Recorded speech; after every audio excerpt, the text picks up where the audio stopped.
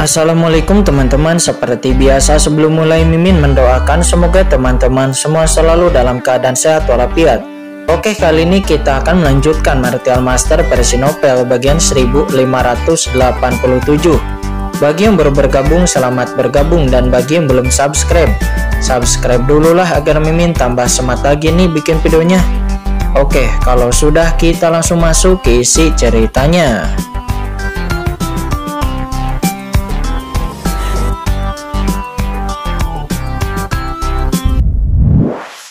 Mendengar tentang jenius berbakat di alam semesta ini seperti ini, kata Dewi Linglong. Wajah Dewi Linglong sangat berubah dan dia hatinya merasa ketakutan. Kerajaan Linglong ranah Xuan-Xuan, kata Dewi Linglong. Segera dia pun mencoba mempertahankannya agar dirinya mencoba kekuatan Qinchen. Hanya teknik kecil, kata Qinchen. Ketika Qinchen melihat bahwa Dewi Linglong ini berusaha melawan dirinya, namun Qinchen mencibir dan lalu mengeluarkan kekuatannya. Seketika Linglong Xuan-Xuan ini pun mulai runtuh di depan Qinchen, dan kemudian Qinchen meraih telapak tangan Dewi Linglong tanpa terhalang apapun. Kemudian Dewi Linglong mengancam Qinchen jika Qinchen berani melakukan sesuatu kepada dirinya, maka gurunya, kesadaran ilahi gurunya akan datang ke sini untuk membantunya. Akan tetapi mendengar itu Qinchen malah mencibir. Karena ini adalah alam rahasia Guiksu, tidak sembarangan kesadaran ilahi yang bisa menerobos masuk ke alam rahasia seperti ini. Melihat itu, wajah Dewi Linglong seketika berubah dan dirinya juga jelas-jelas mengetahui kebenaran dengan apa yang dikatakan oleh Qinchen. Karena jika sampai gurunya benar-benar bisa datang ke sini, bagaimana mungkin sebelumnya dirinya dipaksa oleh Raja Pedang Emas ke titik seperti itu? Dewi Linglong akhirnya merasa rumit mengetahui bahwa Qinchen tidak akan melepaskannya sama sekali. Memang guru saya tidak akan bisa datang ke alam rahasia ini, tetapi teknik takdir saya dapat mendeteksi penyebab dan efek memata-matai peluang surgawi. Apa teknik takdir? Gumam Qinchen. Namun Qinchen tertawa karena Qinchen juga mengendalikan kekuatan jalan takdir dan dia juga tahu beberapa dengan kekuatan takdir. Pada saat ini Dewi Linglong pun segera mendesak kekuatan takdir di tubuhnya, dan boom, Qinchen seketika merasakan bahwa kekuatan takdir yang dikeluarkan oleh Dewi Linglong seketika membuat alis Qinchen berkerut. Kekuatan takdir ini, Qinchen mengerutkan kening karena kekuatan takdir yang dikeluarkan oleh Dewi Linglong ini sangat mirip dengan kekuatan takdir dari sekte Tianji yang merupakan sekte di awal alam semestanya sebelumnya. Hal itu seketika membuat Qinchen berpikir apakah ada hubungannya pemimpin sekte Tianji yang memasuki alam kosmik waktu itu dengan identitas dari Dewi Linglong ini. Pada titik ini Qinchen akhirnya berkata, "Pernahkah kamu mendengar tentang sekte Tianji?" Kata Qinchen. "Sekte Tianji," kata Dewi Linglong. Dewi Linglong pun tertegun. "Aku belum pernah mendengarnya," kata Dewi Linglong. "Lalu dari mana kekuatan takdirmu itu berasal?" kata Qinchen. Dewi Linglong kemudian menjelaskan bahwa gurunya lah yang telah memberikan kekuatan takdir ini kepada dirinya.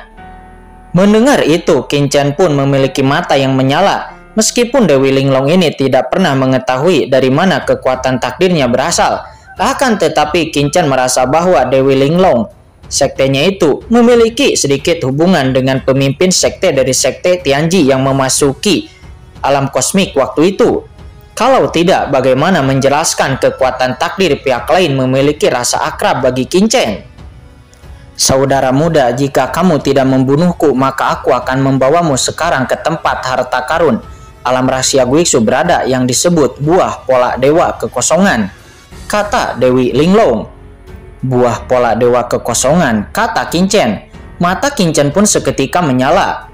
Dirinya juga telah mendengar buah asal dewa kekosongan ini dari pengenalan batu giok sebelumnya. "Jika kamu tahu di mana buah asal dewa kekosongan itu, bagaimana kamu bisa berlarian di sini?" kata Qinchen. Dirinya bertanya dengan mengerutkan kening. Dewi Linglong lalu menjawab, "Buah pola dewa kekosongan itu terletak di sebuah lembah dan juga banyak orang tahu. Tetapi buah pola dewa itu belumlah matang. Jadi saya keluar lebih dulu untuk menemukan harta karun lainnya terlebih dahulu. Dan setelah buah asal dewa itu matang, maka aku akan kembali lagi ke tempat itu. Dan sekarang selama kamu tidak membunuhku, maka aku dapat memimpin jalan untukmu datang ke sana," kata Dewi Linglong. Mendengar itu, Qin Chen pun cukup senang. Suasana pembunuhan asli dan aura pembunuhnya seketika menghilang. Dewi Linglong pun segera terpana. Dirinya tidak berani mengatakan lebih banyak lagi, dan Dewi Linglong pun segera memimpin jalan bagi Qin Chen. Melesat, mereka berdua pun dengan cepat meninggalkan tempat ini dan bergegas menuju ke arah tempat di mana buah dewa asal berada. Scene kemudian berpindah saat ini di lembah buah dewa asal kekosongan. Terlihat kekuatan ruang perlahan-lahan telah menghilang dan permukaan buah ungu secara bertahap juga muncul. Semua orang yang ada di luar lembah pun seketika menahan napas. Saat ini di mana Pang Muling berada, terlihat mata Mo Lao yang dingin nampak tenggelam. "Nona, buah pola dewa asal kekosongan akan matang dan keadaan selanjutnya akan menjadi sangat kacau. Setelah aku mendapatkan buah pola dewa untuk Nona, aku akan membawa Nona segera pergi dari sini," kata Mo Lao. Dia berkata kepada Pang Muling. Meskipun kekuatan Mo Lao sangat kuat, akan tetapi ada begitu banyak praktisi kuat di sini. Terutama juga ada 2 praktisi di ranah transenden.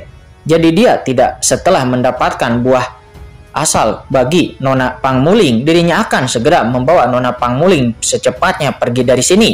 "Baik," kata Pang Muling, dirinya pun mengangguk. Saat itu di antara 2 orang yang berbicara, fluktuasi ruang yang mengejutkan tiba-tiba keluar di lembah di depan mereka. Dan saat kemudian fluktuasi ruang itu pun menghilang. Jalan luar angkasa telah menghilang. Buah pola dewa kekosongan akhirnya sudah matang. "Ayo cepat!" Dengan suara ledakan, hampir semua master di luar lembah langsung berubah ekspresinya dan napas fanatik langsung tersapu sejenak.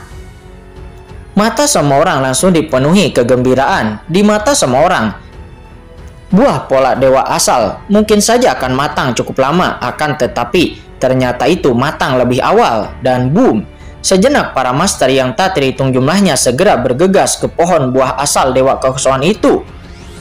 Tiba-tiba lusinan praktisi kuat bergegas seperti belalang. "Boom, berikan padaku!" Di dalam proses terbang, para master ini saling menembak, mencegah orang lainnya untuk mengambil langkah lebih dulu. "Buah pola dewa kekosongan ini adalah milikku."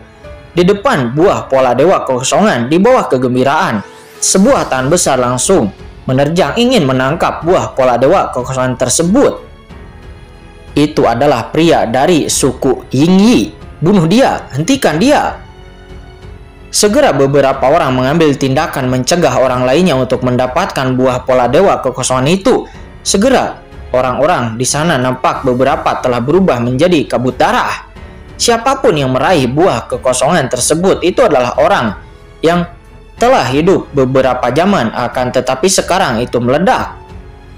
Di sekitar buah pohon pola dewa asal kekosongan, perkelahian dilahirkan secara instan, dan pemandangan itu sangatlah kacau. Tetapi masih ada orang yang terus mendekati buah pohon dewa kekosongan tersebut. Sementara di luar lembah, Pang Muling memandangi orang-orang itu dan dia tidak bisa membantu tetapi berkata, "Mo Lao, mengapa kita masih tidak bergerak?" Namun Mo Lao berkata untuk melihat terlebih dahulu karena mungkin saja ada resiko bahaya di sana. Sementara pada saat ini, praktisi lainnya sudah melangkah lebih jauh ke dalam buah pola dewa kekosongan. Setelah melihat pertarungannya dengan membombardir, terlihat seorang pria besar dan dengan tubuh kekar nampak melesat menghalangi semua orang untuk dapat mendapatkan buah pola dewa kekosongan. Dia mengeluarkan rune ini berputar dan meleleh langsung memasuki tubuh pria kekar itu, membentuk pertahanan yang sangat menakutkan. Dengan pertahanan atas ini, orang ini pun segera dapat menolak buah pohon dewa asal kekosongan, dan tangannya yang besar langsung saja meraih salah satu buah pola dewa kekosongan tersebut.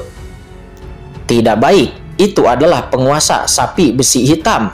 Orang ini adalah pemimpin generasi muda dari orang-orang sapi besi hitam. 12 tahun, dia telah mencapai tingkat puncak setengah langkah transenden. dan itu hanya setengah langkah lagi dari ranah transenden yang sebenarnya. Dia tak terkalahkan, tetapi sayangnya pemahaman klannya terlalu rendah yang akan menyebabkannya tidak dapat menerobos ranah transenden yang sebenarnya. Hentikan dia! Seketika sekelompok orang pun berubah warna dan mereka lalu menembak.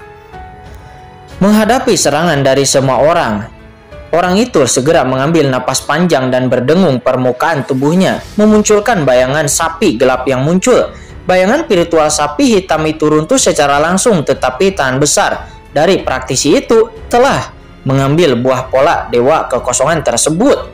Segera satu buah pola dewa kekosongan tersebut pun ditangkap di tangannya. Dia telah mendapatkan satu buah pola dewa kekosongan. Pada saat ini semua orang menyadari bahwa praktisi itu telah mendapatkan satu buah kekosongan. Sementara praktisi itu yang telah mendapatkan buah pola dewa kekosongan pun, dia tidak serakah dan setelah mendapatkan satu, dia akan segera pergi dari sini. Tampaknya buah pola dewa kekosongan itu benar-benar aman. Pada saat ini praktisi transenden dari klan kegelapan itu menyadarinya, dan dia langsung menghentikan praktisi yang sebelumnya mendapatkan satu buah kekosongan. Nah, tinggalkan buah pola dewa kekosongan itu, kata praktisi transenden dari klan kegelapan itu. Dia berteriak kepada praktisi sebelumnya yang mendapatkan satu buah pola dewa kekosongan. Tidak baik, praktisi transenden telah bergerak. Di depan buah pola dewa kekosongan, sekelompok orang berkumpul pada saat ini dan mereka saling menahan diri. Namun kemudian mereka mempercepat karena jika sampai praktisi transenden mengambil tindakan, maka mereka tidak akan kebagian buah pola dewa kekosongan ini. Karena dalam menghadapi seorang praktisi di ranah transenden, mereka tidak akan memiliki keuntungan sama sekali. Nona, ikuti aku, kata Mo Lao. Dia berkata dengan rendah dan segera bergerak. Sementara di lain sisi, praktisi yang sebelumnya mendapatkan satu buah pola dewa kekosongan akan tetapi dihentikan oleh praktisi transenden dari klan kegelapan. Dirinya nampak melawan, akan tetapi sayang kekuatannya tidak ada apa-apanya di depan praktisi transenden klan kegelapan tersebut. Senior, aku akan menyerahkan buah pola dewa kekosongan yang aku dapatkan sebelumnya kepada senior, kata praktisi yang sebelumnya mendapatkan satu buah kekosongan itu. Nampak ekspresinya ketakutan. Diketahui juga praktisi ini bernama Wan Pang. Wan Pang sangat ketakutan jika dirinya hampir saja dibunuh oleh praktisi transenden klan kegelapan ini.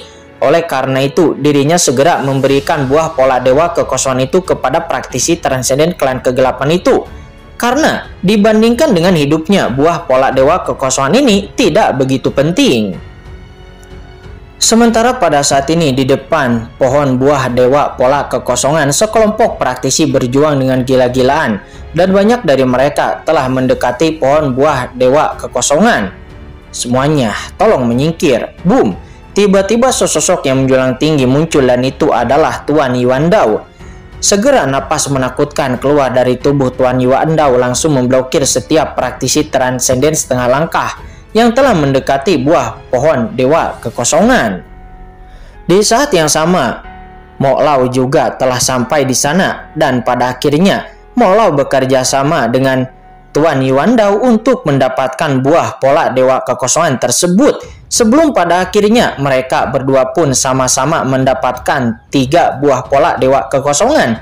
Sementara 2 buah pola dewa kekosongan lainnya langsung didapatkan oleh praktisi transenden dari klan kegelapan.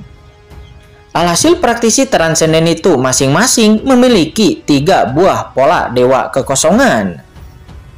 Nona, ayo pergi, kata Mo Lao. Setelah mendapatkan buah pola dewa kekosongan, Mo Lao tidak ragu-ragu sama sekali dan sosok Mo Lao bergetar. Lalu Pang Muling juga mengikuti Mo Lao untuk pergi dari sini. Teman ini, saya sebelumnya mendapati peninggalan yang ditemukan oleh saya, tetapi peninggalan itu membutuhkan banyak orang untuk dapat membukanya. Oleh karena itu saya di sini ingin mengajak Tuan ini untuk bekerja sama denganku, kata Tuan Yuan Dao. Dia berkata kepada Mo Lao sambil tersenyum. Apakah kamu ingin mengundangku? Mo Lao tiba-tiba matanya berkedip, akan tetapi Mo Lao berkata dengan dingin. Aku tidak tertarik, kata Mo Lao. Dia langsung menolaknya begitu saja. Setelah mengatakan itu, Mo Lao kemudian membawa Pang Muling bergerak pergi ke kejauhan. Mo Lao tahu betul bahwa dirinya datang ke sini. Dirinya bukanlah untuk bersaing untuk mendapatkan sebuah harta, tetapi dirinya datang untuk melindungi wanita muda Pang Muling. Teman, tempat itu sangatlah luar biasa. Apakah kamu benar-benar tidak tertarik? Kata Tuan Yuandao. Dia terus-menerus mencegah Mo Lao agar tidak pergi dari sini. Mata Tuan Yuandao itu dingin. Akan tetapi pada saat ini Mo Lao tidak mendengarkannya dan Mo Lao hanya akan pergi dari sini tanpa mengkhawatirkan hal apapun. Namun pada saat itu Tuan Yuandao tiba-tiba berteriak, "Lakukan!" Boom! Segera di samping Tuan Tiandao, beberapa praktisi transenden setengah langkah langsung mengambil tindakan, langsung melancarkan serangan ke arah Mo Lao dan Pang Muling. Tidak baik. Mo Lao seketika terkejut, dirinya secara tidak sadar langsung melemparkan pola kekosongan ke arah Pang Muling untuk melindunginya. Dan kemudian pedang perang gelap muncul di tangan Mo Lao. Dan lalu Mo Lao menebas pedang itu dan memblokir serangan tersebut. Tuan Yuandao, apa maksudmu? Kata Mo Lao. Dia berkata dengan dingin. Hahaha, apa maksudku? Kamu layak menjadi dewa iblis dan kecepatan responmu cukup baik, kata Tuan Yuandao. Dia tertawa. Namun mendengar kata-kata Tuan Yuandao, wajah Mo Lao berubah drastis. Hahaha, teman ini, bagaimana jika Anda bekerja sama dengan saya untuk menangkap Mo Lao dan Pang Muling tersebut?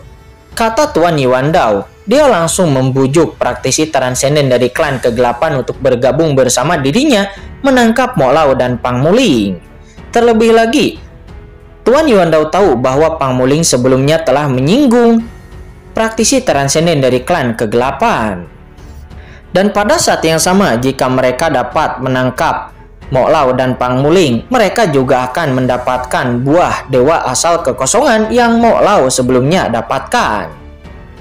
Di sini diketahui bahwa ternyata Tuan Yuandao itu berasal dari klan Tuoba, sementara Mo Lao dan Pang Muling ternyata berasal dari klan yang merupakan musuh dari klan Tuoba. Sehingga hal itu membuat Tuan Yuandao memang dari awal menargetkan Mo Lao dan Pang Muling untuk ditangkap. Sementara di kejauhan banyak praktisi setengah langkah transenden yang diretas dan mundur, tetapi mereka hanya melihat dari kejauhan. Meskipun buah pola dewa kekosongan telah diambil, namun mereka masih tidak mau menyerah sehingga mereka berdiri di kejauhan dan melihat pertunjukan tersebut. Sementara praktisi transenden dari klan kegelapan itu sedikit mengerutkan kening. Dirinya tidak pergi dari sini, tetapi matanya berkedip dan dirinya memikirkan apakah dirinya akan bergabung dengan Tuan Yuandao untuk mengatasi Mo Lao dan Pang Muling. Tuan ini, jika Anda bersedia bergabung dengan saya dan melawan Mo Lao juga Pang Muling, maka Anda akan mendapatkan persahabatan dengan keluarga Tuoba saya, kata Tuan Yuandao. Dia berkata kepada praktisi transenden dari klan kegelapan. Saat ini Mo Lao juga menatap praktisi transenden dari klan kegelapan itu dan berkata, Tuan ini, jika Anda mundur hari ini, maka saya akan melupakan masalah dengan Anda sebelumnya. Namun jika tidak, Anda akan menjadi musuh rumah gelap saya, kata Mo Lao. Mansion rumah gelap, kata praktisi transenden dari klan kegelapan. Dia nampak tertawa. Boom, dengan suara ledakan, praktisi transenden dari klan kegelapan itu melangkah ke atas. Dan energi gelap yang melekat di sekitar tubuhnya seketika membentuk gelombang yang mengerikan.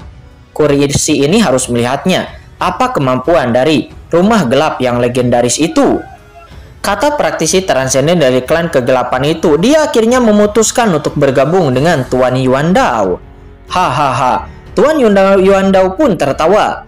Teman ini, mulai hari ini kamu adalah teman keluarga Tuoba. Bunuh, kata Tuan Yuandao. Dia pun segera memerintahkan semua orang untuk menyerang Mo Lao dan Pang Muling.